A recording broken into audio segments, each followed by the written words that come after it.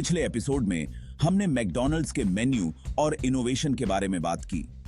हमने देखा कि कैसे मैकडॉनल्ड्स ने अपने मेन्यू में समय समय पर बदलाव किए हैं ताकि वे अपने ग्राहकों की बदलती पसंद और जरूरतों को पूरा कर सकें। हमने यह भी चर्चा की कि कैसे कंपनी ने अपने मेन्यू को समय के साथ एडैप्ट किया और लोकलाइजेशन के जरिए ग्लोबल मार्केट में भी अपनी पहचान बनाई। मैकडॉनल्ड्स का मार्केटिंग और ब्रांडिंग अप्रोच भी डिस्कस किया, जिसमें iconic slogan I am loving it शामिल था। हमने यह भी जाना कि कैसे प्राइसिंग स्ट्रेटजी और न्यू प्रोडक्ट्स कंपनी को फास्ट फूड इंडस्ट्री में आगे बनाए हुए हैं। आज हम जानेंगे कि कैसे मैकडॉनल्ड्स ने अपने मेन्यू और इनोवेशन के जरिए फास्ट फूड इंडस्ट्री में खुद को लीडर बना लिया है। मैकडॉनल्ड्स ने अपने ग्राहकों की बदलती पसंद और जरूरतों को ध्यान में रखते हुए अपने मेन्यू में लगातार बदलाव किए हैं। मैकडॉनल्ड्स ने न केवल अपने पारंपरिक बर्गर और फ्राइज को बेहतर बनाया, बल्कि नए और अनोखे फ्लेवर्स भी पेश किए और अपने ब्रांड को ग्लोबली स्ट्रॉन्ग बनाया। मैकडॉनल्ड्स ने विभिन्न देशों में अपने मेन्यू को लोकल टेस्ट के अनुसार ढाला, जिससे हर जगह के लोग इसे अपना समझ सकें। इनोवेशन के मामले में मैकडॉनल्ड्स ने अपने किचन में नई तकनीकों और प्रक्रियाओं को अपनाया, जिससे वे अपने ग्राहकों को बेहतर अनुभव दे सकें। Menu on innovation. मैकडॉनल्ड्स के मेन्यू का एवोल्यूशन भी काफी इंटरेस्टिंग है। कंपनी ने अपने मेन्यू को समय के साथ एडैप्ट किया है और कस्टमर प्रेफरेंसेस को केटर किया है। आपको याद है जब पहली बार बिग मैक लॉन्च हुआ था? यह आइकॉनिक बर्गर अभी भी मैकडॉनल्ड्स का स्टार प्रोडक्ट है। मैकडॉनल्ड्स ने हमेशा नए आइटम्स और फ्लेवर्स को इंट्रोड्यूस किया है। इनोवेशन के बिना मैकडॉनल्ड्स का मेन्यू इतना पॉपुलर नहीं होता। ड्राइव थ्रू और डिजिटल ऑर्डरिंग जैसी सुविधाओं ने भी मेन्यू को और आकर्षक बनाया है। मैकडॉनल्ड्स ने ग्लोबल मार्केट के लिए भी अपने मेन्यू को लोकलाइज किया है। इंडिया में मैकलू टिक्की बर्गर मिलेगा, जो वेजिटेरियन और इंडियन टेस्ट के हिसाब से कस्टमाइज्ड है। जापान में एबी फिलेटो, एक श्रिम्प बर्गर, बड़ा पॉपुलर है। यह लोकलाइजेशन कंपनी को ग्लोबल मार्केट में सक्सेसफुली कंपीट करने में हेल्प करता है। हर देश के लिए अलग अलग मेन्यू आइटम्स बनाकर मैकडॉनल्ड्स ने अपनी ग्लोबल अपील को और भी मजबूत किया है। यह स्ट्रेटजी उन्हें हर मार्केट में कस्टमर्स के साथ बेहतर कनेक्ट करने में मदद करती है।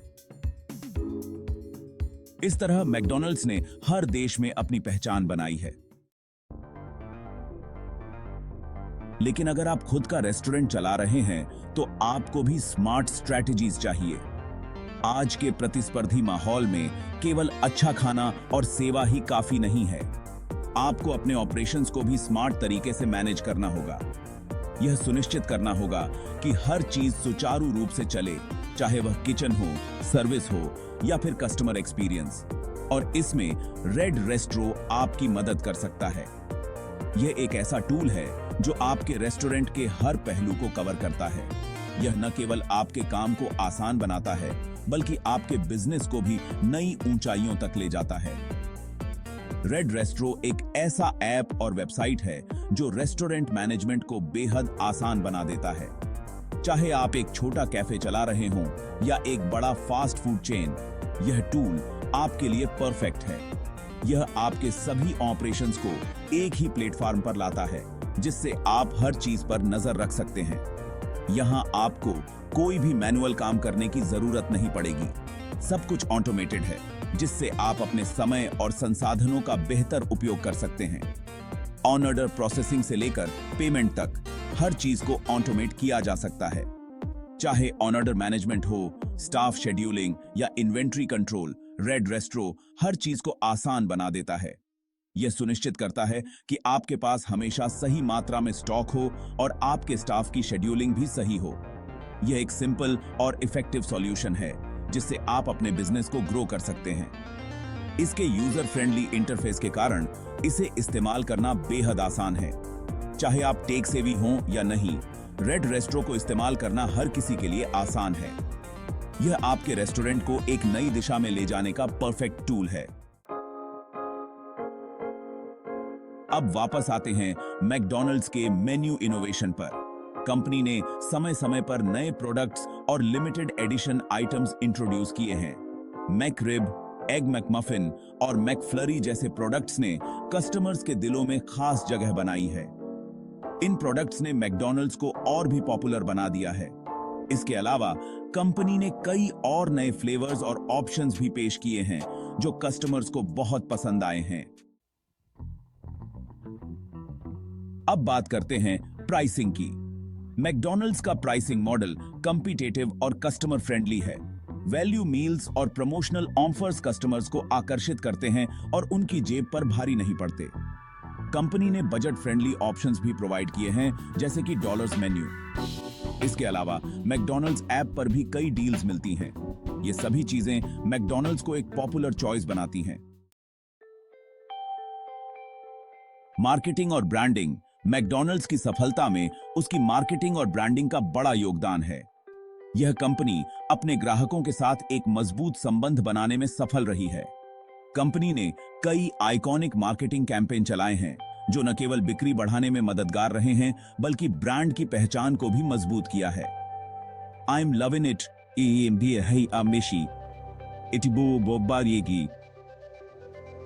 स्लोगन एक ग्लोबल सेंसेशन बन गया है, जिसने मैकडॉनल्ड्स को एक नई पहचान दी है।